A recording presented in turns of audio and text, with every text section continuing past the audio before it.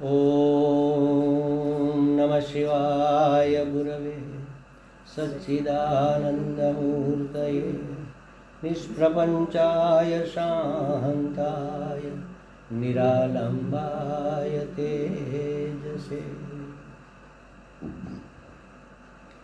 विश्वं दर्पणदृश्यमाननगरी तुल्यं निजान्तर्गतं पश्यन्नात्मनि मायया बहिरिवोद्भूतं यथा निद्रया यत्साक्षात् कुरुते प्रबोधसमये स्वात्मानमेवाद्वयं तस्मै श्रीगुरुमूर्तये नमः इदं श्रीदक्षिणामूर्तये। जन्माद्यस्य यतोऽन्वयादितरतः चार्थेष्वभिघ्नस्वराट् तेने ब्रह्महृदाय आदिकवये मुह्यन्ति यत् सूरयः तेजो वारिमृदां यथा विनिमयो यत्र त्रिसर्गो मृषा धाम्ना स्वेन सदा निरस्तकुहकं सत्यं परं धीमहि सत्यं परं धीमहि। कृष्णाय वासुदेवाय हरये परमात्मने प्रणतक्लेशनाशाय गोविन्दाय नमो नमः। सच्चिदानन्दरूपाय विश्वोत्पत्त्यादिहेतवे तापत्रयविनाशाय श्रीकृष्णाय वयं नमः। ॐ भद्रन्नो अपि वातय मनः। ॐ शान्ति शान्ति शान्तिः। हरिः ॐ श्रीगुरुभ्यो नमः। हरिः ॐ। एक शब्द इसमें आता है सत्यम परम धीमहि। धीमहि का मतलब क्या होता है? बुद्धि नहीं, गायत्री में भी आता है ना, गायत्री मंत्र में भी आता है धीमहि। धीमहि के दो अर्थ होते हैं, एक तो ध्यान करते हैं, दूसरा होते हैं धारण करते हैं। तो यहाँ सत्यम परम धीमहि, जो परम सत्य है उसका हम ध्यान करते हैं और उसको हम धारण करते हैं। माने अपने आप में परम सत्य को खोजते हैं। ध्यान धारणा, इसके बाद समाधि जो आती है ना, वही धारण वाला।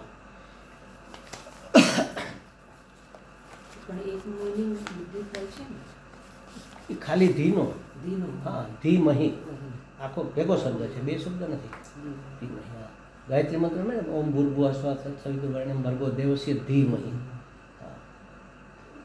देवों के भर्ग को हम धारण करते हैं। भर्ग माने तेज, उसका सत्व जो भी है उसको हम धारण करते हैं अथवा उसका ज्ञान करते हैं। ध्यान धारण करने के लिए किया जाता है। भगवान का ध्यान क्यों करते हैं? भगवान को धारण करने के लिए, उसको स्वीकार कर। धारण करना माने स्वीकार करना, टोटल स्वीकार माने। तो टोटल स्वीकार का मतलब ही समर्पण हो जाता है। अगर हम किसी को पसंद करते हैं तो उसके गुण भी स्वीकारते हैं, उसके दोष भी स्वीकारते हैं। जैसे एक स्त्री एक पुरुष का वर्ण करती है तो फिर पुरुष का जो भी है वो उसका होता है ना, उसका स्वीकार किया माने उसके माता पिता, उसकी प्रॉपर्टी, उसका परिवार जो भी है उसका हो जाता है। वर्ण करना, धारण करना दोनों लगभग सेम है। तो ध्रुव जी भगवान को स्तुति कर रहे हैं, बहुत सुंदर सुंदर स्तुति चल रही है। हर एक मनुष्य संसार का दुख भूलने के लिए किसी न किसी में अपने मन को मग्न रखता ही है। कहीं ना कहीं तो हम अपना मन लगाते हैं, और संसार में लगाते हैं माने संसार के विषयों में लगाते हैं। तो सांसारिक विषयों का सुख, जैसे कोई नशा करता है तो थोड़ी देर भूल जाते हैं ना दुख को। कोई दुखी है तो नशा कर लेते हैं तो अपने आप में मगन हो जाता है, दुख भूल जाता है। बस उसी तरह संसार के विषयों का सुख एक प्रकार का नशा है। वो उतरेगा ही, थोड़ी देर रहेगा फिर उतरेगा। चाहे कितना भी प्रिय व्यक्ति हो, आप कितनी देर उसको पकड़ के रखोगे? बड़ी मुश्किल से बड़ी लंबी उम्र के बाद, 40-50 साल की उम्र के बाद भगवान ने बेटा दिया। अब माँ को तो बहुत प्रिय, पिता को भी है। माँ को तो इतना प्रिय है कि वो छाती से लगाकर पूरा दिन घूमती है। फिर कब तक घूमेगी? रात को सोएगी तो छोड़ेगी कि नहीं? नहीं छोड़ेगी। वो स्वयं बेटा नहीं छोड़ेगा, अरे छोड़ मुझे, अब मुझे सोना है। चाहे कोई भी प्रिय हो, छूटने ही वाला है। और सामने वाला छोड़ देगा या हम छोड़ देंगे। उसका एक नशा होता है, बस उसका एक असर टाइम लिमिट में होता है बस। तो संसार के विषय भी नशे जैसे है, उसका थोड़ा समय असर रहता है, फिर वो, क्योंकि वो नित्य नहीं है ना, संसार का विषय नित्य नहीं है। सांसारिक विषयों का, उसके सुख का भी एक नशा होता है। जैसे मनुष्य नशे में क्षण भर के लिए दुख भूल जाता है, उसी तरह विषय का भोग करते वक्त हम अपना दुख भूल जाते हैं, फिर से दुख याद आ जाता है। वो सुख भूल गया, दुख याद आ गया, दुख हमें लगता है कंटिन्यू चलता ही रहता है। देखो वास्तव में क्या है, एक वो बहुत सुंदर तर्कबद्ध में बात कहता हूँ। मनुष्य जन्म कब मिलता है? पाप पुण्य करीब करीब सेम हो, सेम माने थोड़ा पुण्य ज़्यादा हो, भले 51% और 49% हो। मैं तो मानता हूँ कि कम से कम 60% पुण्य है तो मनुष्य जन्म मिलेगा, 40% समझो नहीं है। अगर ऐसा है तो कहाँ मिलेगा? पुण्य बहुत कम है, ज़्यादा नहीं है, तो मिडिल क्लास में या लोअर क्लास में मिलेगा। अब 70% हो गया तो अपर मिडिल क्लास में मिलेगा, 80% हो गया तो अपर क्लास में मिलेगा, 90% हो गया तो गर्भ श्रीमंत में। अप्रॉक्सीमेटली ऐसा तर्क हम कर सकते हैं। हम कहाँ पर हैं? हम कौन सी स्थिति में है? अपर क्लास में तो कम से कम माने ही जा सकते 70-75% हमारा पुण्य होगा, और हमें लगता है कि कदम कदम पर दुख है। तो सुख होना चाहिए ना, कदम कदम पर सुख होना चाहिए। दिन में 10 बार हमें लगना चाहिए, करे बहुत नसीब वाले हैं हम, बहुत खुश हैं, बहुत खुश हैं। लेकिन ये लगता है ये कब होगा, वो कब होगा, ऐसा क्यों हो गया, वैसा क्यों हो गया। ऐसा क्यों? क्योंकि मनुष्य का स्वभाव उसको ये परेशानी में डालता है। जैसे हमारे घर से बाहर निकलते पड़ोस में इस तरफ एक घर है, एक घर इस तरफ है, और लेफ्ट साइड में जो घर है उसके साथ थोड़ा हमारा अनबन, अचानक कुछ हो गया, समझो कचरे के बाबत में कुछ हो गया, वो मुंह चढ़ाकर घूम रहा है, कल से उसको दिक्कत है। और अब सुबह में हम निकले, इस तरफ कोई दिक्कत नहीं है, उसकी एक छोटी सी लड़की इतनी, और red frock, red nail polish, red ribbon, red sandal, परी जैसी बनकर बराबर उसी समय बाहर निकली। अरे वाह, तुम तो लाल परी लग रही हो। तो कहा हाँ आंटी, आज मैंने हमारे फैंसी ड्रेस का वो कंपटीशन है, मैं लाल परी बनी हूँ। बहुत सुंदर लग रही है बेटा। हम खुश हो जाएंगे ना, हाँ कितनी सुंदर, हमारी पाछे खिल जाएगी, मतलब मुंह खुला, आंखें, हाँ बहुत सुंदर लग रही है। उसकी मम्मी को भी कहेंगे, जो भी छोड़ने आता, कितनी सुंदर है आपकी बेटी। वैसे भी वो गुड़िया जैसी है, सुंदर तो है, और ज़्यादा सुंदर लगती है। और उस तरफ हमारी नज़र गई तो मकान मालिक ने मुँह बिगाड़ दिया। अब 2 घटना घटी, इधर मुंह बिगाड़ा, इधर खुशी हुई। अब रात को सोते वक्त तक कौन सी घटना याद रहेगी? ये वाली, मुंह बिगाड़ा ये। क्योंकि हमारा स्वभाव दुख को खींच कर रबर की तरह लंबा करते हैं, सुख उसी क्षण भूल जाते हैं। दिन में 1000 सुख आते होंगे, लेकिन उसी वक्त गए। और किसी ने जरा सा अपमान किया, उसने कुछ कहा नहीं, सिर्फ मुंह बिगाड़ा, तो रात को सोते वक्त तक ये याद रहेगा। जब जब वहां से निकलेंगे याद आएगा, ये नहीं याद आएगी। इसलिए वास्तव में हमारे जीवन में सुख ज़्यादा है, लेकिन हम अपने नहीं नोंद नहीं लेता, उसको ध्यान में नहीं लेते, और दुख को खींच कर लंबा करते हैं। सुख ज़्यादा होने ही चाहिए, क्योंकि हमारी स्थिति ऐसी, अगर मनुष्य जन्म मिला है और अपर क्लास में अगर हम है, मतलब हमारे पुण्य कर्म ज़्यादा होंगे, तभी तो ज़्यादा सुख मिलेगा। और ज़्यादा सुख के लिए ज़्यादा सुविधा चाहिए, तो ज़्यादा सुविधा वाले परिवार में हम हैं, मतलब कि हमारे पुण्य ज़्यादा है तो ज़्यादा सुख मिलना चाहिए। फिर भी हम दुखी हैं हर कदम पर, अपनी गलती से, अपनी बेवकूफ़ी के कारण, समझ लो। तो ये हम कभी सोचते ही नहीं। अगर सोचो, सुबह में उठकर क्या करते हैं, यहाँ तो ठीक है, सिंक में मुंह डालकर ऐसे ऐसे ब्रश करके लग गए काम में। अरे भाई, ब्रश लेकर टेरेस पर जाओ, बरामदे में जाओ, वहाँ खुली हवा में या हवा छू कर निकलेगी, उसको फील करो। धीरे धीरे सूरज निकल रहा है, आपके गमले में एक पौधा है, उसमें से नई पत्ती निकल रही, उसको देखो, उसको देखकर अहोभाव होगा, अरे वाह कितनी सुंदर पत्ती है। जब नई नई निकलती है, थोड़ी पिंक जैसी होती है, थोड़ी हरी होती है, तो उसको छुओ। फूल है, उसको गाल को छुओ, कितना ठंडा है, कितना कोमल है। ये सब क्षण तो हम इग्नोर ही कर देते हैं, कभी भी नहीं करते। ये वास्तव में परमात्मा हमें चारों ओर से हमारी ओर सुख भेज रहा है। हवा भी सुखी कर रही है, प्रकाश भी सुखी कर रहा है, फूल भी सुखी कर रहा है, दृश्य भी सुखी कर रहा है। सुबह में मैं जाता हूँ वहाँ पर जप करने, तो मात्र जप करने नहीं, पूरी प्रकृति को पीने के लिए जाता हूँ वहाँ पर। धीरे धीरे धीरे उजाला होता है, धीरे धीरे सूरज निकलता है, और मैया पूरी भरी पूरी आजकल तो रहती है, उसमें थोड़ा थोड़ा वाइब्रेशन चलता है, इतना सुंदर दृश्य होता है, और जब भी चलता है तो देखते भी जाते हैं। तो पूरे दिन का सुख लूट लिया, अब चाहे आए ना आए उसकी मर्जी। भगवान ने दिया है तो हम लेते तो है नहीं ना, उसने कहाँ पिटारे में बंद थोड़े कर रखा है।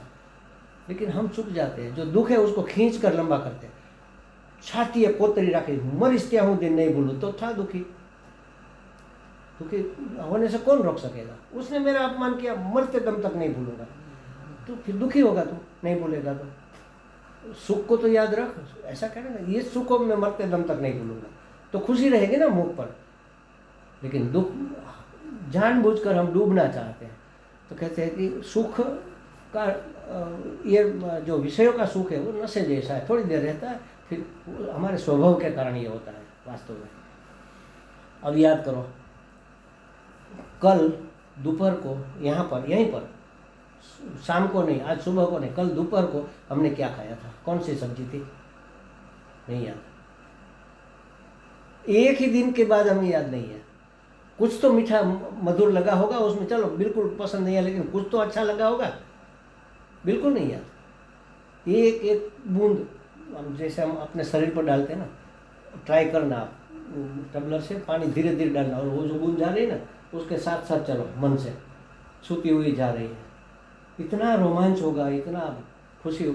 मैं तो डेली, ये नियम है मेरा, स्वामी जी को भी मैंने बताया, लास्ट में स्नान कर लिया तो ओम नमः शिवाय, जैसे मैं शिव जी को अभिषेक करा वैसे ओम नमः शिवाय, ओम नमः शिवाय, ओम नमो भगवते वासुदेवाय, ओम नमो भगवते वासुदेवाय, एक किया, और 8 बार नारायण नारायण, 8 बार नारायण नारायण बोलो, सभी तीर्थों का स्नान हो जाता है, ऐसा कहते हैं शास्त्र में। ये मैं जरूर करता हूँ, और उस समय मैं बराबर ध्यान से देखता हूँ, हाँ बूंदे जा रही है और रोमांच हो रहा है। क्यों इस सुख को गंवाए, क्यों? खाते वक्त खाते नहीं है, सोते वक्त सोते नहीं है, खाते वक्त बिजनेस का विचार करते हैं। देखना आप, खाते वक्त आप खाते नहीं है, नहाते वक्त नहाते नहीं है, नहाते वक्त और विचार करते हैं। कभी स्नान हो गया पता ही नहीं, नहा लिया बस हो गया, फिर याद आया करे ये तो यहाँ तो हमने वो किया ही नहीं, रब नहीं किया, कोई बात निकल कर लेंगे, नहाते भी नहीं ठीक से। तो ये संसार के विषयों का सुख दुख भूलने के लिए एक नशा जैसा है। यहाँ भक्ति के द्वारा, जबकि यहाँ क्या हो रहा है, भक्ति के द्वारा देखो, ध्रुव जी को भगवान का साक्षात्कार भी हो गया। सामने भगवान है ना, वो तो मांग रहा है, प्रार्थना कर रहा है ना भगवान से, उसके सामने भगवान तो खड़े हैं, फिर भी क्या मांग रहा है, हमें महापुरुषों का सत्संग मिले, ये मांग रहा है। देखो ये अल्टीमेट मांग लिया। हमें लगता है भगवान को मांग लेना था ना, भगवान मांगेंगे दर्शन देकर वो तो चले जाएंगे, और जब आप बेटे के रूप में मांग लो तो भी आपको याद नहीं रहेगा कि ये मेरा बेटा है, ये भगवान है, वो याद नहीं रहेगा, क्योंकि भगवान की माया ही ऐसी है, आपको भुला देगी। भगवान, अगर आप कहो कि मुझे आपके जैसा बेटा चाहिए भगवत में ना, तो मेरे जैसा तो मैं ही हूँ, तो मैं बेटा बनकर आऊँगा, तो माँ तो भूल जाएगी, बाप भी भूल जाएगा, ये मेरा बेटा भगवान है। हाँ, तो कहने का मतलब ये है कि भगवान सामने है तो भी क्या मांग रहा है, भगवान हमें सत्संग दो, ये हमें आप तक पहुंचाएंगे। आप हमारे तक आओ चाहे ना आओ, लेकिन हम आप तक पहुंच जाएंगे, हम आपकी गोद में बैठ जाएंगे, फिर कहाँ जाएंगे? अगर आपको बिठाएंगे तो आप तो चले जाओगे, लेकिन हम बैठ जाएंगे फिर क्या करोगे? और बैठने का उपाय है सत्संग, संतों का संग, महत्संग। तो ये भक्ति के द्वारा भगवान का साक्षात्कार करने के बाद भी सत्संग की प्रार्थना की जा रही है कि हे भगवान हमें सत्संग दो। यही दर्शाता है कि सत्संग भक्ति का कारण भी है, भक्ति का फल भी है, और स्वयं भक्ति तो है ही। सत्संग करने का नाम भक्ति, और भक्ति का फल क्या? तो सत्संग। और भक्ति कैसे मिलेगी, क्या कारण है? तो वो भी सत्संग। ये तीनों एक ही है। सत्संग सबसे बढ़िया, सबसे बेस्ट, उत्कृष्ट से उत्कृष्ट साधन अगर कोई है तो सत्संग है, महत्संग, महात्माओं का संग। और कहा कि ऐसे महात्माओं का संग जो करता है वो अपने अत्यंत प्रिय शरीर का और शरीर के संबंधियों का, शरीर के संबंधी माने मित्र, पुत्र, कलत्र। कलत्र का मतलब पत्नी अथवा पति दोनों होता है, मतलब जीवन साथी। मित्र, पुत्र, कलत्र, पद, पैसे, प्रतिष्ठा और देह, गेह, अलंकार जो भी है, ये सब अपने आप भूल जाता है। सत्संग में याद नहीं रहता मैं कौन हूँ, मेरे कौन है, मेरे लिए क्या है, ये सब। इसकी इसका स्मरण विस्मरण हो सकता है सत्संग में। देवर्षि नारद जी ने भी भक्ति सूत्र में एक जगह कहा है महत संग, वहाँ भी कहा कि भक्ति के लिए सबसे बेस्ट कोई साधन है तो महत संग, महात्माओं का संग। और महात्माओं का संग कब मिलेगा? जब भगवान कृपा करेंगे तब। तो भगवान कब कृपा करेंगे? जब महात्माओं का संग मिलेगा तब। परस्पर है दोनों। तो कहा कि भगवान की भक्ति प्राप्त होने में प्रधान कारण महात्माओं की कृपा है। महात्माओं की कृपा से हमें भक्ति प्राप्त होती है। भगवान के दर्शन से भक्ति प्राप्त नहीं होती। वो तो दर्शन देकर चले जाएंगे, फिर हम भूल जाएंगे, फिर संसार में लग जाएंगे, फिर भी क्रोध करेंगे। ध्रुव जी ने भी किया था ना, जो उसके भाई को मार दिया, क्या कहते हैं उसको, उन लोगों ने, तो ध्रुव ने उसके ऊपर हाँ हमला कर दिया और कितने लोगों को मार दिया। फिर उसके पिता वो यक्षों को हाँ विनाश कर दिया पूरा। फिर ब्रह्मा जी भी आए और मनु जी भी आए और कहा कि ये तुम्हें शोभा नहीं देता। तब उसने छोड़ा, अरे ये क्या हो गया हमसे। तो ये तो हो सकता है, लेकिन सत्संग में जब है आदमी गलती नहीं करता, ये वहाँ से पार निकलने का उपाय है। तो कहा कि महात्माओं की कृपा से ये भगवान की भक्ति प्राप्त होती है। भगवत कृपा के लेस से भी, भगवान की लेस मात्र भी कृपा हो जाए तो भी हमें क्या मिलेगा? सत्संग मिलेगा। और सत्संग मिलेगा तो उसकी लेस मात्र कृपा से भी हमें भक्ति प्राप्त हो जाएगी। थोड़ी भी सत्संग की कृपा होगी। एक हम बचपन में सुनते थे, ये सही है गलत है पता नहीं, शायद तो स्टोरी होगी। एक चोर मरणासन्न था, मरने की कगार पर। उसके बेटे को चोरी करना सिखा दिया था। उसने कहा पिताजी आपको कुछ हमें सजेशन देना है तो बताइए। तो कहा नहीं तुम बहुत होशियार चोर हो गए हो, लेकिन एक मेरी बात याद रखो, जहाँ सत्संग हो ना उसकी बातें कभी नहीं सुनना। तो उसने कहा ठीक है नहीं सुनेंगे, सत्संग बिल्कुल सुनना ही नहीं, कभी नहीं सुनना। तो क्या नहीं सुनेंगे। अब रात को चोरी करने जाना था और गांव में तो वो राम जी का मंदिर होता है, उसके पास ही जो घर था वो नगर सेठ का, वहाँ पर चोरी करने जाना। और मंदिर में सत्संग चल रहा था, कोई महात्मा सत्संग करवा रहा था। तो वो वहाँ से जा रहा था तो उसने सोचा कि यहाँ तो सत्संग चल रहा है, पिताजी ने तो मना किया, अब क्या करें। तो कान में उंगली डाल कर गया कि एक शब्द भी सुनाई न दे, जोर से दबाकर धीरे धीरे पिछवाड़े से। तो पीछे पाँव में कांटा लगा, तो एक हाथ से कांटा निकालने गया तो इतने में सुन लिया कि प्रेत का साया नहीं पड़ता, परछाया न पड़े। भूत जो होता है, भूत या प्रेत, उसका ये नहीं होता। तो फिर जल्दी जल्दी दबा दिया कि नहीं ये कोई ज़्यादा सत्संग वाली बात नहीं है, कोई बात नहीं, गया। और मकान मालिक को शायद किसी ने बात कर दी होगी कि आज आपके घर में चोरी होने वाली है। तो उसने क्या किया, भूत का वेश लिया। हम भी छोटे थे ना तो अपनी बहनों को डराते थे। पप्पाનો જબ્બો હોય ને એમાં લાકડી ભરાવી દઈએ, પછી પહેરીને આમ રાખીએ એટલે કેટલો ઊંચો થઈ જાય। જબ્બો તો આમાં આપણે પછી દેખાય નહીં, અને પછી આમ આમ કરીએ એટલે એને થયું મારા ઉપર ભૂત આવ્યો है। तो ऐसे उन्होंने भूत का वेश किया और चोर गया, सब पूरा लूट कर पोटली बांधी। इतने में सामने भूत आ गया, वो पोटली छोड़कर डर गया, भागा। फिर उसने सोचा भूत के तो आज सुना था वो छाँव नहीं होती, तो देखा अरे આનો તો પડછાયો પડે છે, આ ભૂત નથી। ઉપાડી લાકડી એક મારી પેલાને, તો જે એને નોકર કે જેને તૈયાર કરી રાખ્યો હતો એ પડી ગયો, પોટલી લઈને ભાગ્યો। એને થયું કે એક વાક્ય સાંભળ્યું તો મને આટલો ફાયદો થયો। આ સત્સંગ તો સાંભળવો જોઈએ, પપ્પાએ ખોટી ના પાડી। એ સત્સંગમાં બેસવા માંડ્યો, એમાંથી ચોર મટી ગયો, સત્સંગી થઈ ગયો। એક લેશ कृपा सत्संग की भक्ति प्रदान कर देती है। आ तो कहानी है, पर कहने का मतलब ये है कि भगवान की लेश कृपा भी हमें महात्मा से मिला देती है, महात्मा की लेश कृपा हमें सत्संग में ले जाती है, और थोड़ा सा भी सत्संग हमारे जीवन को परिवर्तित करता है। एक वाक्य कभी कभी ऐसा मिल जाता है, यू टर्न लग जाता है मनुष्य की जिंदगी में। तो इतना सत्संग का महात्म्य है। तो भगवान की कृपा के लेश से भक्ति प्राप्त होती है, और महात्माओं के संग से परमात्मा की कृपा प्राप्त होती है। अच्छा, महात्मा के संग से परमात्मा की कृपा क्यों प्राप्त होती है भाई? महात्मा में ऐसा क्या है कि परमात्मा की कृपा प्राप्त हो जाए? तो कहा कि क्योंकि भगवान और उनके भक्त में कोई भेद नहीं होता। तो क्या भगवान जैसे होते हैं भक्त? भेद नहीं होता ऐसे तो कई जगह आपने हमने पढ़ा है ना। इसका मतलब क्या? इसका मतलब ये भक्त का हृदय शुद्ध होता है इसलिए उसके हृदय से जो भी बात निकलेगी, जो भी सजेशन निकलेगा, वो भगवान की वाणी होगी।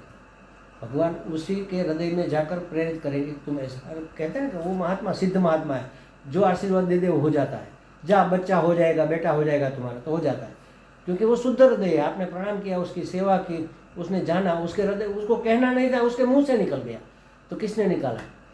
भगवान को कोई बात कहनी है तो कहाँ से कहेंगे? अभी अवतार लेकर एक बात कहने के लिए थोड़ी आएंगे। जो शुद्ध हृदय महात्मा है उसके मुंह से वो बोलेंगे। इसलिए कहते हैं भक्त और भगवान में कोई भेद नहीं है। अभेद है माने भक्त जो कहता है, जो करता है, वो वास्तव में परमात्मा ही अंदर बैठकर करवाता है उससे।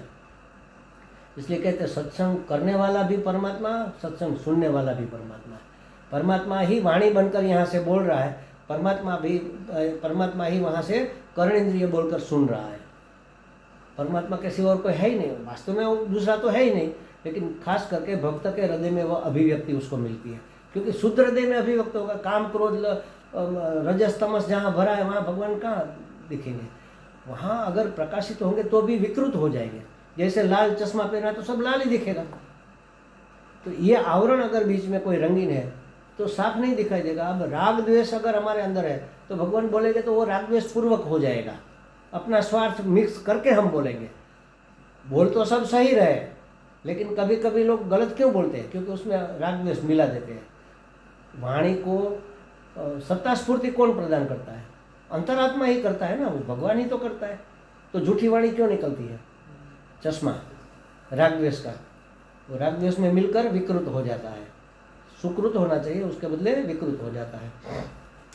तो कहते हैं भक्त और भगवान में कोई भेद नहीं है। जहाँ पर भी यह बात है भेद नहीं है का मतलब यही है कि भक्त का अंतःकरण इतना शुद्ध होता है कि उसकी वाणी से स्वयं भगवान बोलते हैं, स्वयं भगवान उसकी वाणी से प्रेरणा देते हैं। अतः महात्माओं का संग करना ही चाहिए। ही माने भारपूर्वक, महात्माओं का संग करना ही चाहिए और संग ही करना चाहिए, दोनों तरफ से, और कुछ नहीं। संग ही करना चाहिए, संग करना ही चाहिए। और स्वामी जी भी कई बार कहते हैं ना ही लगाकर कि गुरु की शरणागति करनी ही चाहिए और शरणागति ही करनी चाहिए।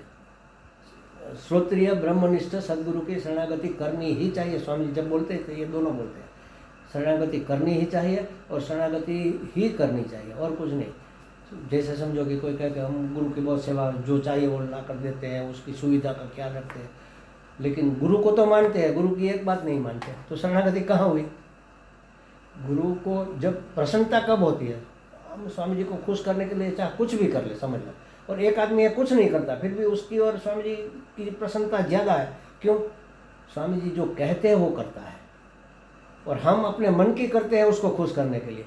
बात बात की भेंट ला कर देते हैं, वो ये दान करते हैं, वो दान करते हैं, बड़े बड़े चेक लिख कर डोनेशन कर देते हैं। स्वामी जी को बोलते हैं स्वामी जी हमने ये करवाया, स्वामी जी हमने वे। हाँ, स्वामी जी खुश तो होंगे, लेकिन उसको सच्ची प्रसन्नता तब होगी, कहेंगे स्वामी जी आज हमने 1.25 करोड़ जाप समाप्त किया। अरे क्या बात! स्वामी जी की खुशी अंदर से निकलेगी। ये मैं जो कहता हूँ, माने जो उपदेश है उसको हमने जीवन में अमल में किया। एक वाक्य स्वामी जी का पकड़ लो, फिर स्वामी जी को अगर पता चलेगा, आप देखना उसके चेहरे की खुशी। आप अपनी साधना की बात कर रहे थे तो कितने खुश हो रहे थे, अगर प्रत्यक्ष होता तो पता चलता, चेहरा बदल जाता है स्वामी जी का। कोई भी महात्मा, खबर पड़ी है, कोई भी महात्मा जब उसके उपदेश को, तो उपदेश का आप अनुसरण करो, उससे ज़्यादा खुशी उसको कभी नहीं मिलती। हम भी जब किसी को कहते कि ऐसा करो, अगर वो करता है तो हम प्रसन्न होते हैं ना। संसार में भी समझो, 2 बेटे हैं, एक बेटे को हमने कहा ये करो, दूसरे को ये, एक ने माना एक ने नहीं माना, तो कौन सी ज़्यादा? जो नहीं माना वो बाकी सब हमारा करता है, वो बहुत होशियार भी है, लेकिन जो मानता है उसके प्रति थोड़ा रहता है ना। थोड़ा भगवान को पक्षपाती बनाना है। हमारे समझिए भगवान पक्षपाती नहीं है, लेकिन बनाना चाहिए।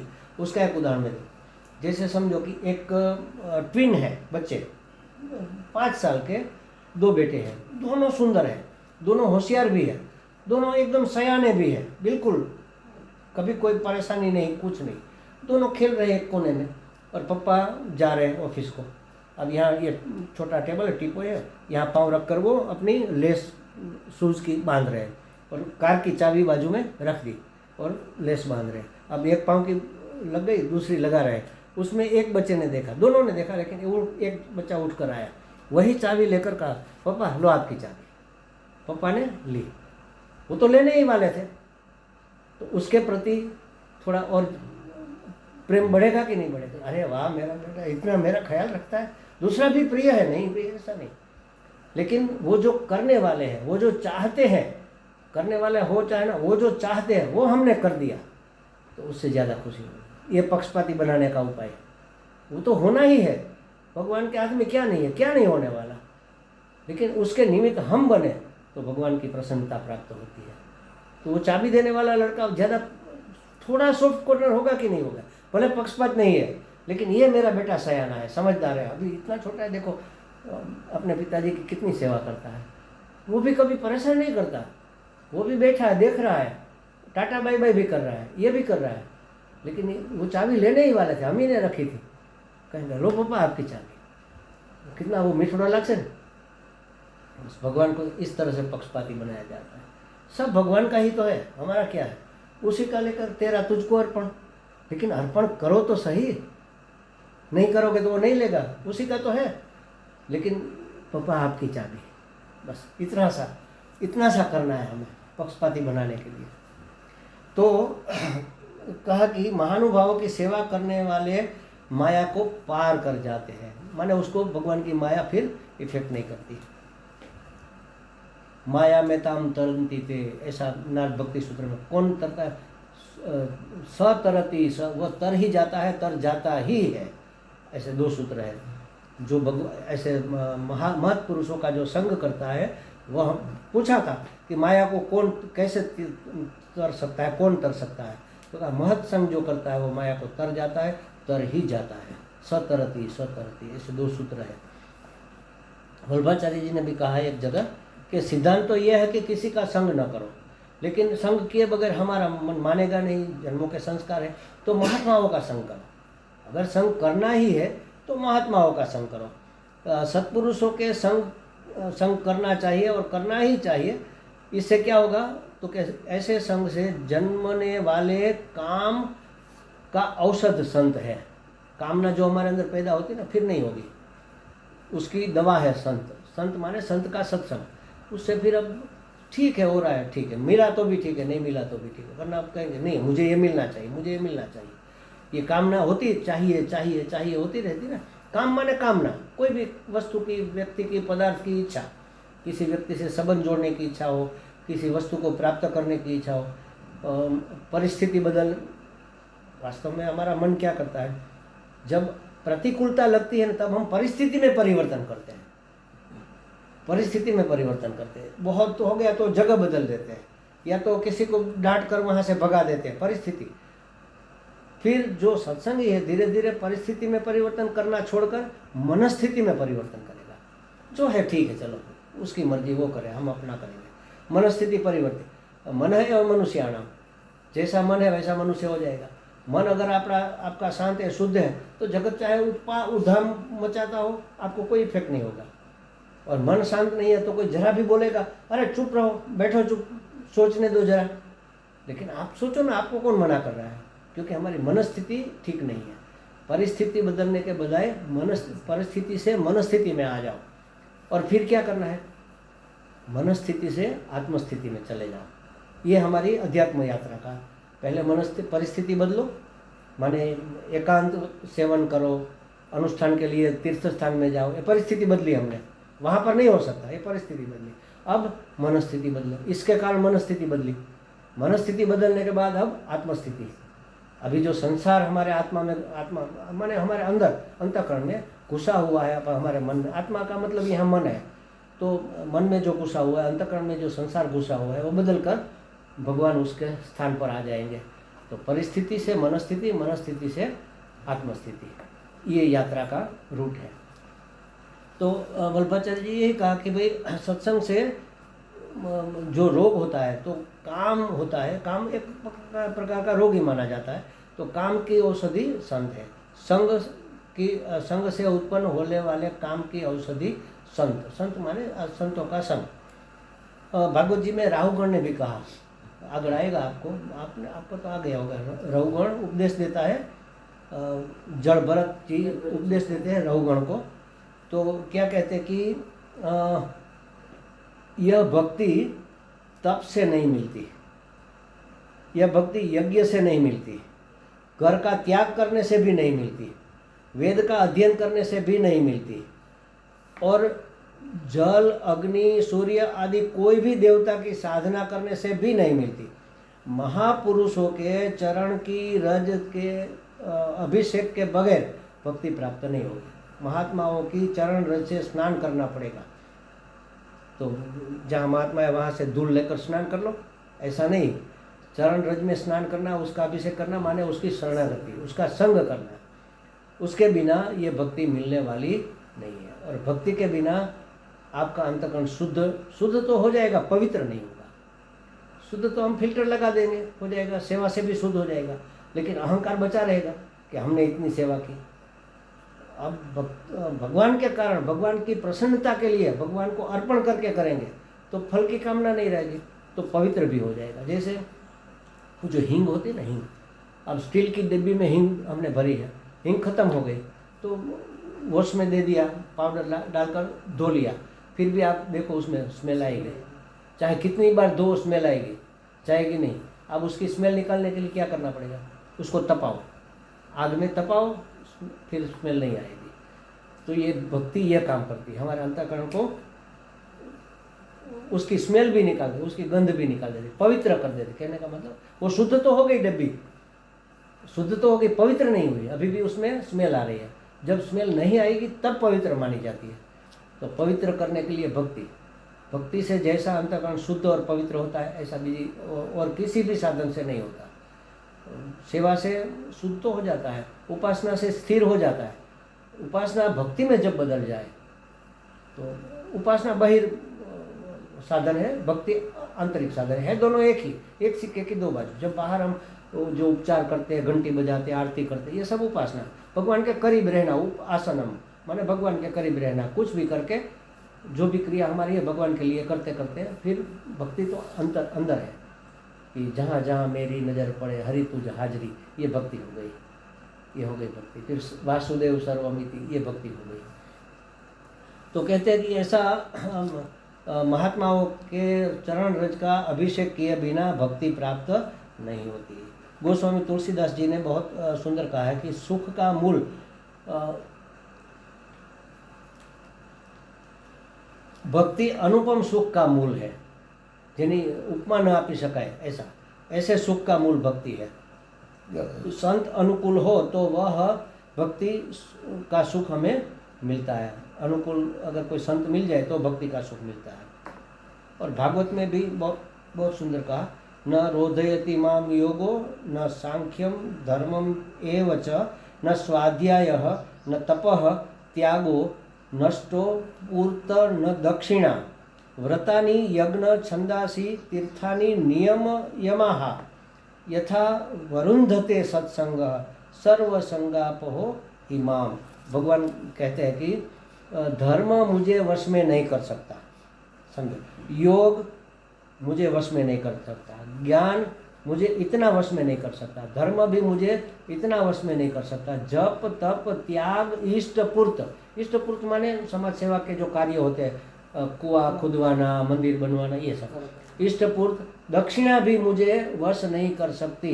व्रत यज्ञ वेदाध्ययन तीर्थाटन यम नियम का पालन से भी मैं उतना वश में नहीं होता जितना सर्व आसक्तियों को दूर करने वाले सत्संग से मैं वश में होता हूँ। इसलिए सत्संग सबसे श्रेष्ठ है। चाहे कुछ भी कर लो, भगवान को अगर वश में करना है, माने भगवान को प्राप्त करना है, भगवान की कृपा प्राप्त करनी है, तो सबसे श्रेष्ठ उपाय सत्संग है। इसलिए मैं जिसकी मंत्र दीक्षा में जिसको देता हूँ उसको मैं कहता हूँ एक काम फर्जियात आपको करना पड़ेगा। 5 माला करो तो ठीक है, करो। अगर कभी तबीयत ठीक नहीं है, कहीं बाहर गांव जाना है तो 1 माला सुबह कर लो, बाकी शाम को 5 करनी है तो 9 शाम को कर लो, पूरे दिन की 10 हो जाएगी। सुबह शाम 5 करनी है, वो आप कर सकते हो। आज नहीं हुए कल कर लो, कोई बात नहीं। लेकिन एक भी दिन ऐसा नहीं जाना चाहिए कि आप सदगुरु का सत्संग न सुनो।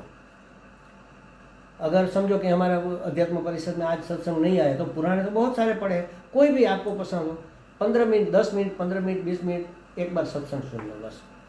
उसका टच रहना ही चाहिए, वरना ये पूरी दीक्षा फेल, कोई काम नहीं करेगी। सत्संग सुनो डेली। अपने सदगुरु को एक बार तो सुनना ही चाहिए। थोड़ी देर सुनो, 10 मिनट 15 मिनट सुनो, लेकिन सुनो। कोई एक बात ऐसी आ जाएगी अंदर जो आपको टच कर जाएगी। 10-15 मिनट तो कम से कम सुनना है। इसको भी मैं कहता हूँ, स्वामी ये तो सुनती है जो है, स्वामी जी का प्रवचन तो लगभग डेली सुनती है। जिस दिन नहीं आता उस दिन पुराना निकाल कर सुनो, लेकिन सुनो। गीता जी के कितने प्रवचन, स्वामी जी के तो पूरी जिंदगी क्या 2 जन्म खत्म हो जाए तब तक नहीं फूटे, इतना सारा स्वामी जी बोले हैं हमारे लिए।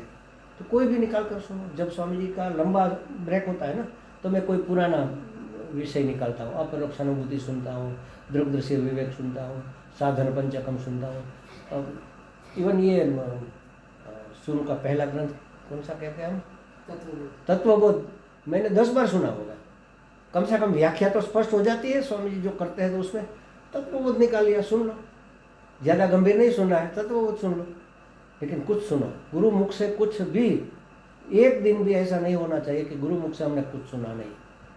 प्रत्यक्ष नहीं है तो अब तो सुविधा भगवान ने इतनी जबरदस्त दी है। इसका बहुत बड़ा फल है, बहुत बड़ा फल है। गुरु कृपा प्राप्त करने का ये उत्तम उपाय है।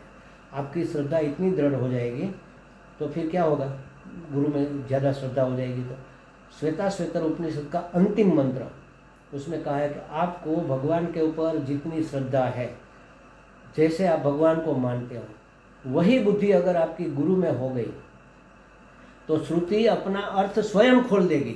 आपको अपने आप समझ में आने लगेगा कि क्या कहना चाहते हैं। वरना कोई समझाने वाला चाहिए तब समझ में आएगा। लेकिन अगर गुरु के ऊपर आपको भगवान जितनी श्रद्धा है उतनी ही गुरु के ऊपर हो, तो श्रुति अपना अर्थ अपने आप आपके सामने खोल देगी। ये उपनिषद का मंत्र है, उपनिषद कहता है, ये तो गलत नहीं हो सकता ना। तो इसलिए इसको श्रद्धा को दृढ़ करने का ये उपाय है। सत्संग तो सुनना ही एक तो सबसे श्रेष्ठ साधन है, और गुरु कृपा प्राप्त करने का भी उत्तम साधन है। सदगुरु का सत्संग चाहे किसी का भी सुनो, ये तो अलग बात है, लेकिन अपने गुरु जी का एक सुनना चाहिए। तो महात्माओं की वाणी मात्र से ही नहीं, उनके व्यवहार से, उनके व्यक्तित्व से, उनकी सन्निधि से बहुत कुछ प्राप्त होता है। वाणी से तो प्राप्त होता है, लेकिन वो किसके साथ कैसा व्यवहार कर रहे हैं तो उससे भी हमें सीखने को मिलता है। उसका व्यक्तित्व कैसा है उससे भी हमें सीखने को, शरीर व्यक्तित्व माने शील चरित्र, उसे भी सीखने को मिलता है। देखो एक घटना मैं आपको बताऊं। जैसे वो स्टेटस में हमने सुना ना कि भाई मजाक में भी अपने शरीर को गलत मत कहना। शरीर बेवकूफ़ है, वो सुनता नहीं है, वो रिपीटेशन को पकड़ता है। तो मजाक के लिए भी नहीं मत कहना, अरे मरी जाए तो हमें क्या कहीं जोવાનું बाकी રહ્યું છે, આવું મજાક में न कहो। ये घटना में सुना हुआ। तो जब पहली बार हम स्वामी जी के आश्रम में गए, जिंदगी में पहली बार गए थे, उसके जन्मदिन के ऊपर गए थे, और उस समय हमारे साथ वो कोरी बहन थी, और शायद वो मनन आश्रम से आई हुई थी। उसी शुरू में वो रो रही थी उस समय, भुवनेश्वरी माँ। तो उसने कहा क्यों रो रही हो? तो बस मेरे तो वहाँ भी मैं टिक नहीं पाई, तो मेरे तो कोई गुरु नहीं रहे, मैं कहाँ किससे जुड़ूँ, ऐसा कुछ हो रहा था। मुझे पक्का याद नहीं, कुछ ऐसी बात हो रही थी। तो जब स्वामी जी हम सामने आए ना, तो हम जा रहे थे किचन में, वो आ रहे थे और बहन रो रही थी। तो भूमा ने स्वामी जी को कहा, स्वामी जी कहा क्यों क्यों क्या हुआ, क्यों रो रही है? तो भूमा ने कहा ये पागल लड़की है स्वामी जी। स्वामी कहा नहीं नहीं नहीं, गलती से भी मजाक में भी किसी को ऐसा नहीं कहना। देखो पागल माने वो तो लाड में कहा था, ऐसे भी किसी को नहीं बोलना। ये स्वामी जी का शब्द मुझे अभी तक नहीं नहीं नहीं, मजाक में भी ऐसा नहीं कहना। फिर उसके ऊपर हाथ रखा, कहा बेटा चिंता क्यों कर रहे हो, हम हैं ना। तब से वो आश्रम में जुड़ गई। शायद उससे पहले भी गई होगी, लेकिन ये घटना मुझे पक्की याद है, क्योंकि भुवनेश्वर माँ ने कहा कि ये लड़की पागल है स्वामी जी। तो उसका नहीं नहीं नहीं, पागल ऐसा नहीं बोलना, ऐसा नहीं बोलना। कोई रो रहा है, कोई पीड़ा होगी, उसको आप पागल कैसे कह सकते हो? भले मजाक में लाड में ही कहो, लेकिन नहीं कहना चाहिए। स्वामी जी बहुत सिंपैथी स्वामी जी के अंदर भरी पड़ी है। समझो आपका इतना भी दुख है ना, स्वामी जी को बहुत लगता है। तो ये महात्माओं का उसके व्यवहार से, कहने का मतलब उसके व्यवहार से बहुत कुछ सीखने को मिलता है कि मजाक में भी किसी का दिल दुखे या किसी को अरुचिकर हो, ऐसा व्यवहार नहीं करना चाहिए। वाणी से भी नहीं, व्यवहार से भी नहीं। धीरे धीरे हमारे जीवन में भी ये सब आना चाहिए। एक साथ नहीं आ जाएगा, हमारी अपनी आदतें होती है, हमारे अपने संस्कार होते हैं। लेकिन धीरे धीरे जब जब याद आए उसको निवारण करते जाओ फिर एक दिन हो जाएगा। एक दिन में तो कुछ होने वाला नहीं है, एक दिन में कुछ नहीं होगा। कई बार कहते हैं, पहले जब सत्संग में जाते थे ना, एक बार इसने कहा था या किसी ने कहा था, તમે શું સત્સંગમાં જાઓ છો, ગુસ્સો તો હજી શાંત થતો નથી, ધૂળ પડી સત્સંગમાં, એવું કોઈક મને કીધું હતું। પ્રસાદને કીધું હતું કે નહીં કોઈ યાદ નથી। મેં ત્યારે પછી વિચાર કર્યો, વાત તો સાચી છે, આટલો સત્સંગ કર્યા પછી હજી મને કેમ શાંતિ થતી નથી એમ। પછી એકવાર સ્વામીજીને સાંભળતા સાંભળતા स्वामी ने कहा कि समझो कि अब ये आदमी जो निष्ठुर है, अब इतनी निष्ठुरता है, अगर सत्संगी नहीं होता तो कितनी होती। मतलब इतना तो डाइल्यूट हुआ कम से कम। कोई वही खराब स्वभाव ना, क्योंकि सत्संग में जाए से स्वभाव तो सुधरो नहीं, ऐसे नहीं सुधर जाते, धीरे धीरे धीरे फर्क पड़ता है। अगर नहीं जाता तो क्या होता, वो तो हिटलर ही हो जाते। तो कहने का मतलब है, महात्माओं की वाणी से ही मात्र नहीं, उसके व्यवहार से, उसके व्यक्तित्व से, उसकी सन्निधि से भी बहुत कुछ सीखने को मिलता है। इसलिए मैं हमेशा जितना हो सके स्वामी जी के करीब रहने का प्रयत्न करता हूँ। उस दूसरों के साथ कैसा व्यवहार है देखो, और कभी मौका मिले तो अपनी बात भी करो। अकेले चल रहे तो अपनी बात भी हो जाती है, जो भी याद आए वो पूछ सकते हैं उसी समय। उस समय तो दूसरा तो कोई होता नहीं, और नहीं है तो जो लोग मिलने आते हैं उसके साथ स्वामी जी कैसे व्यवहार करते हैं, उसको क्या पूछते हैं, उसका क्या जवाब देते हैं, कैसे व्यवहार करना, कैसी वाणी बोलना। उसका दुख तो दूर नहीं कर सकते ना, तो स्वामी जी उसके दुख में शामिल नहीं हो जाए, अरे हाय हाय बहुत खराब थी गई हो, ऐसा नहीं कहेंगे। अरे ऐसा हुआ क्या, हो दुख तो होता है लेकिन वो हो जाएगा, धीरे धीरे भगवान पर भरोसा रखो, ऐसी कोई बात करेंगे। तो ये हमें सीखने जैसी है। तो उसकी सन्निधि में बहुत कुछ सीखने को हमें मिलता है। ऐसे महात्माओं के संग से, उनसे सुनी हुई कथा से और उनकी अहेतुक करुणा से, करुणा रूप अमृत से अनंत की प्राप्ति होती है। अनंत परमात्मा की प्राप्ति हो सकती है, अथवा ऐसी प्राप्ति होती है जिसका कोई अंत नहीं है। समझो जीवन का परिवर्तन हो गया तो अनंत हो गया नहीं तो उस अमृत का पान करके भक्त जगत को भूल जाते हैं। और एक शब्द पहले ये भगवान से भगवान के अनुराग से अन्य सभी राग अपने आप छूट जाते हैं। हम कहते हैं वैराग्य। वैराग्य का मतलब संसार के विषयों से मुंह मोड़ लेना, इसका नाम वैराग्य। ये आधा वैराग्य है। पूरा वैराग्य तब होगा संसार से वैराग्य और संसार से विराग और परमात्मा से अनुराग, तब होगा वैराग्य। संसार से विराग हो जाए और परमात्मा से अनुराग हो जाए तब पूरा सर्कल होगा, वरना ये तो आधी बात हुई ना। यहाँ से छोड़ दिया, कहीं गए नहीं, लटक गए बीच में त्रिशंकु की तरह। क्योंकि मन तो, कल हमने सुना, मन तो प्रेम चाहता है ना, किसी से किसी न किसी से वो जुड़ना चाहता है, प्रेम। तो परमात्मा का प्रेम प्राप्त करने, अनुराग माने राग के अनुसार जो वृत्ति होती है उसको अनुराग कहते हैं। राग अनुराग, भव माने होना, अनुभव, इस तरह अनुराग। हाँ, तो संसार से विराग माने राग नहीं, विराग विगत राग, राग चला गया, अब कहाँ रहा, अनुराग, परमात्मा से अनुराग, तब पूरा वैराग्य होगा। तो कहते हैं संतों के संग से भगवान से अनुराग और संसार से बाकी सभी से विराग हो जाता है, राग छूट जाता है। वेदांत भी कहता है कि आसक्ति छोड़ो, और भक्ति में वेदांत में आसक्ति छोड़ने की बात कहते हैं, भक्ति में छोड़ने की बात नहीं कहते। केंद्र बदलो, आपके राग का जो केंद्र संसार है, विषय, भगवान को केंद्र बना जाते।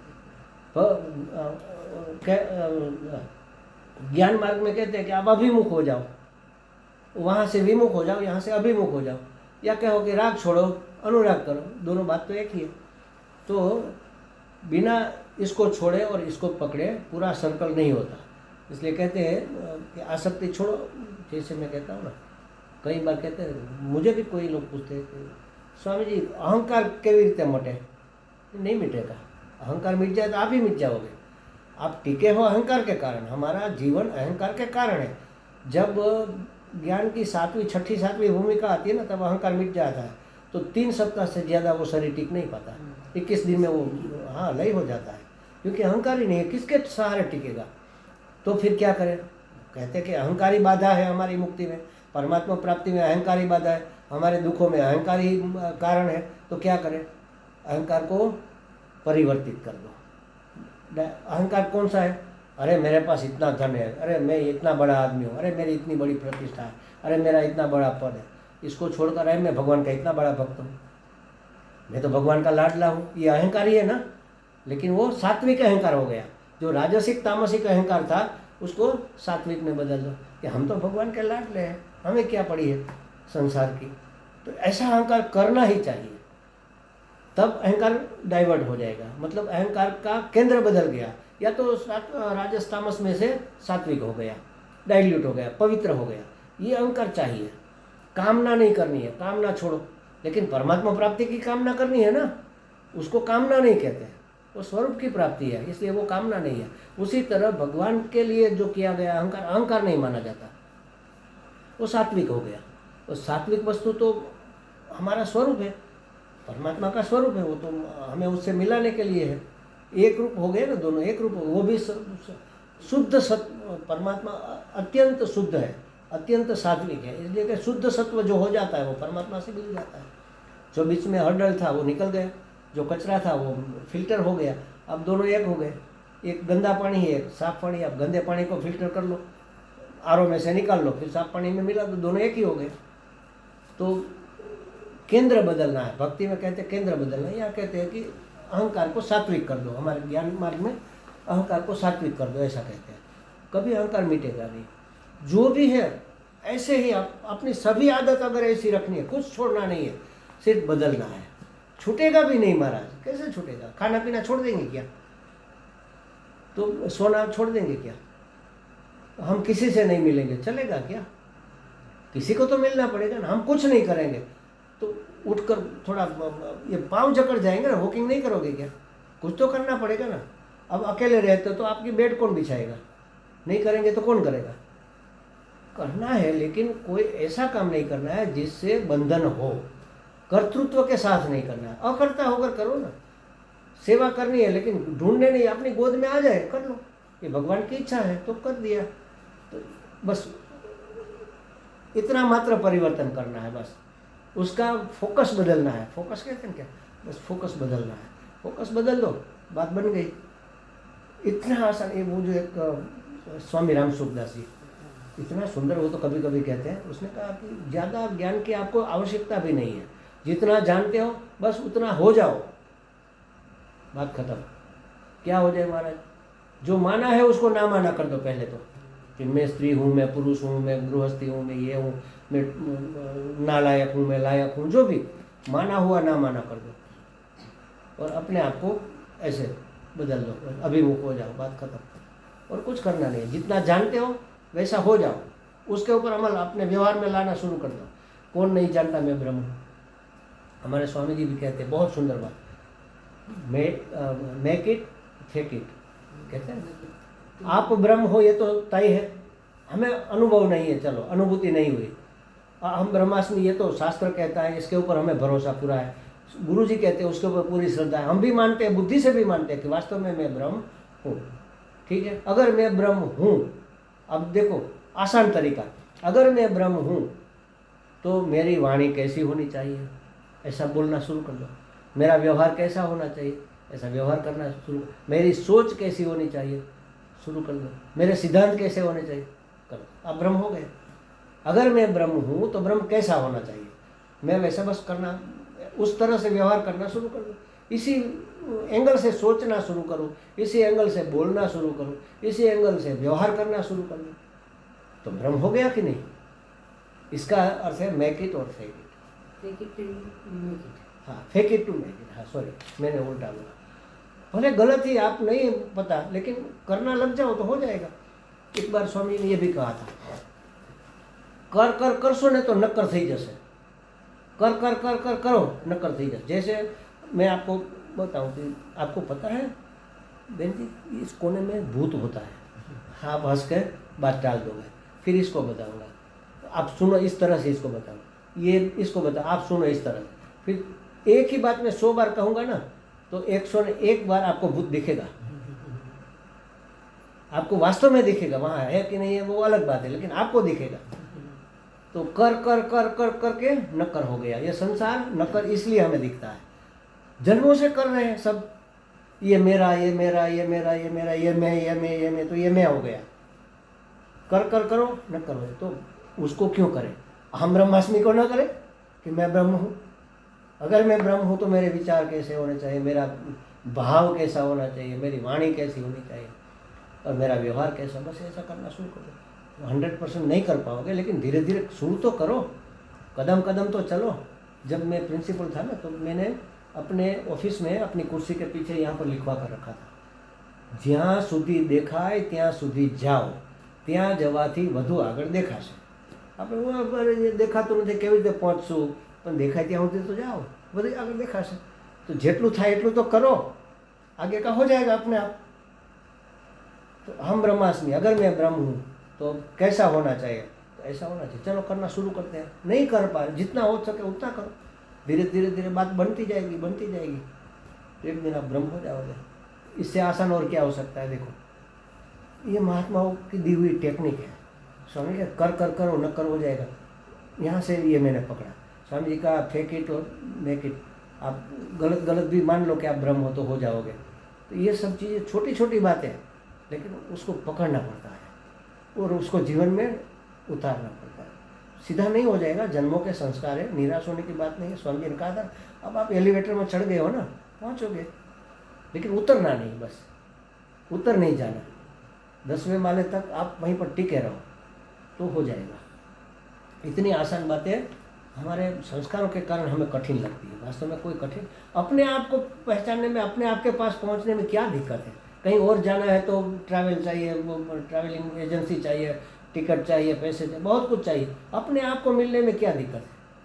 अपने घर जाने में किसकी परमिशन? लेकिन फिर भी ये सबसे कठिन लगता है। द्वारका में सत्संग करता हूँ तो वहाँ एक जोशी भाई करके, जोशी भाई ऐसा कुछ नाम है, बड़े साहित्यकार हैं और स्टेज प्रोग्राम भी करते हैं, बड़े बड़े, जैसे वो गढ़वी करते हैं ना ऐसे। और सत्संगी सबसे पहले आते हैं, सत्संग जब शुरू होना है सबसे पहले आ गए, और सब के जाने के बाद जाते हैं। और जाते वक्त डेली प्रणाम करके, स्वामी जी बहु अघरू छे, बहु अघरू छे, डेली ऐसा बोले। एक दिन मैंने सोचा इसको कुछ बात करनी चाहिए। उसमें स्वामी जी बहु अघरू છે, हाँ बात साची है जोशीभाई, बहु अघरू છે। આનાથી અઘરું બીજું કાંઈ ન હોય એટલું અઘરું છે, પણ આનાથી સહેલું બીજું કાંઈ ન હોય એટલું સહેલું છે। હા, એ વાત સાચી હો સ્વામી। મેં બસ તો હવે અઘરું છે એવું બોલવાનું બંધ કરો અને એમ કરો કે આઈ વિલ, હું કરીશ, બસ હું કરીશ જ, એમ આવો દ્રઢ સંકલ્પ કરો, થઈ જશે। એ પોતે નહીં તો સત્સંગે કરાવે છે। પેલા વડીલ માજીઓ હોય ને એની પાસે શિવપુરાણ ને એવું વાંચે, બ્રાહ્મણ છે એટલે થોડું સમજે, ઘણું બધું સમજે છે, પણ કે બહુ અઘરું નથી। जन्मों संस्कार, कई जन्मों के संस्कार एक बार में कैसे निकल जाएंगे? निराश नहीं होना है, बस करते जाओ, करते जाओ। अगर मैं ब्रह्म हूँ तो, पहले हम छोटे थे तो निबंध आता, अगर मैं पंछी होता, निबंध लिखो, अगर मैं पंछी, अगर मैं प्रधानमंत्री होता, तो आप अपना निबंध लिखो, अगर मैं ब्रह्म हूँ तो क्या क्या करूँ, कैसे करूँ, कैसे व्यवहार करूँ, मेरे चेहरे पर हमेशा मुस्कुराहट रहेगी कि नहीं रहेगी, तो रखो। अगर मैं ब्रह्म हूँ तो हमेशा मेरी प्रसन्नता रहेगी कि नहीं, तो रहो। ब्रह्म को कोई परिस्थिति थोड़ी परेशान कर सकती है, तो आप परेशान मत हो। तो हो गई बात, बन गई बात, बस इतना ही तो करना है। लेकिन ये याद नहीं रहेगा, भूल जाएंगे, संस्कार है ना पुराने पुराने। स्वामी जी તમે क्यों પણ એમ થોડું થઈ જાય तो नहीं होगा, ऐसा अगर सोचेंगे तो नहीं होगा। ऐसा कभी सोचना ही नहीं, नेगेटिव सोचना ही नहीं, कमजोर बात ही नहीं सोचनी। मैं तो ब्रह्म हूँ, बस यही सोचो। जितना हो सके करो, नहीं हो सके नहीं करो, लेकिन ब्रह्म हूँ, इसको कभी नहीं छोड़ना। और शंकराचार्य जी ने भी कहा कि सुंदर, सत्संगत्वे निसंगत्वम, निसंगत्वे निर्मोहित्वम, निर्मोहित्वे निश्चल तत्वम, निश्चल तत्वे जीवन मुक्ति। सुना है ना? ये एक ही में सब आ जाता है पूरा का पूरा। देखो सत्संग का महत्व है ये। सत्संग से क्या होगा? निसंगत्वम, माने असंगता आ जाएगी, हमारा संग छूट जाए। ये कठिन से कठिन बात तो पहले ही हो गई, असंग हो गए। तो निसंगत्व निर्मोहित, फिर मोह नहीं होगा। मोह माने अविवेक नहीं होगा, विवेक हमारा काम करेगा। निर्मोहित, मोह नहीं होगा, मोह माने विवेक, अविवेक, तो अविवेक नहीं, विवेक हो जाएगा। निर्मोहत्व निश्चल तत्व, फिर तत्व का निश्चय हो जाएगा कि वास्तव में तत्व यही है, बाकी सब तो परछाइयाँ हैं। और निश्चल तत्व निश्चय हो गया कि अहम ब्रह्मास्मि निश्चय हो गया, जीवन मुक्ति। बस इतना ही 3 स्टेप है जीवन मुक्ति के लिए। तो ये सत्संग का महात्म्य, सत्संगत्व निसंगत्व, वहाँ से शुरू। सत्संग के बिना कुछ नहीं होगा, कुछ भी हो जाए। एक सत्संग तो डेली भगवान गुरु भगवान जी का, भगवान स्वामी जी का, गुरुदेव का सुनना चाहिए, तो कभी हमारा पतन नहीं होगा। धीरे धीरे गति होती जाएगी। कौन कितना करके आए क्या पता, कोई एक आध हर्डल है, पर्दा हट गया, बिल्कुल दिख गया, ऐसा भी हो सकता है। हम चाहे कितनी भी साधना करें तो ये नहीं करें, एक शब्द इफेक्ट कर गया, हो गया ज्ञान। हमारे पहले भी हो सकता है, लेकिन थोड़ा सा पर्दा हटाने की आवश्यकता है। कितने लेयर है हमारे ऊपर पता नहीं है ना, एक के बाद एक हटाते जाओ। हो सकता है ये अंतिम हो सकता है ये 1000वां हो, तो 1000 लेयर हमें हटाने पड़ेंगे, आवरण हटाने पड़ेंगे, 1000 हटाने पड़ेंगे। और अगर अंतिम है तो बस हो गया। हम तो सोच के अरे ये कब होगा, अरे भाई एक ही है, लेकिन हमें क्या पता। तो कहते बस रुकना नहीं है, चलते चलो बस। सत्संगत्वे निसंगत्व, निसंगत्वे निर्मोहित्व, निर्मोहित्वे निश्चल तत्व जीवन मुक्ति। तो सत्संग का इतना महात्म्य है। इसके आगे भी बातें हैं, कल करें। ओम पूर्णमदः पूर्णमिदं पूर्णात् पूर्णमुदच्यते पूर्णस्य पूर्णमादाय पूर्णमेवावशिष्यते। ओम शांति शांति शांति। हरि ओम। श्री गुरुभ्यो नमः। हरि ओम।